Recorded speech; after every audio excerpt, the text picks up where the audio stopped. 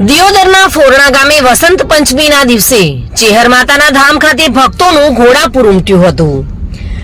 ચેહર માનું બીજું નામ ભવાની પણ છે। સંસ્કૃતમાં ભાવ એટલે ભ્રમણાની દુનિયા। ચેહરમાં ભક્તોને આ બ્રહ્મમાં ફસાયેલા હોય છે તેઓને બહાર કાઢે છે, જેમાં ચેહરમાંનો અવતાર કેસુડાના ઝાડ નીચે થયેલો હોવાથી કેસર ભવાની તરીકે પણ પ્રખ્યાત છે। 14 ફેબ્રુઆરીના રોજ વસંત પંચમી એટલે કે ચેહર માતાના પ્રાગટ્ય દિવસ તરીકે ઓળખાય છે, જેમાં બનાસકાંઠા જિલ્લામાં વસંત પંચમી એટલે કે ચેહર માતાજીના પ્રાગટ્ય દિવસની ઠેર ઠેર જગ્યાએ ભવ્ય ઉજવણી કરવામાં આવી હતી।